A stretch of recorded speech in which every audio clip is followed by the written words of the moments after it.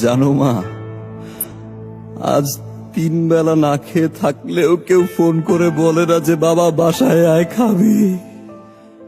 সকালবেলা ঘুম থেকে উঠলে মা, কেউ আর বলে না যে বাবা তোর পছন্দের খিচুড়ি রান্না করেছি, আয় ওঠ তোর ভাইয়ের সাথে খাবি। জানো মা, গত সপ্তাহে প্রচন্ড জ্বর ছিল। তোমার মতো করে মা মাথায় হাত বুলিয়ে দিয়ে কেউ বলেন বাবা তোর মা তো আছে, সব ঠিক হয়ে যাবে।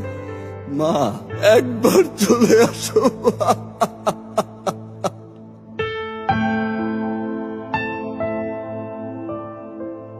মা,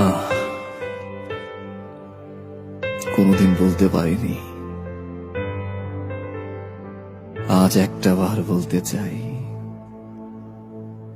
সরি মা, and I love you. মাফ করে দিও মা।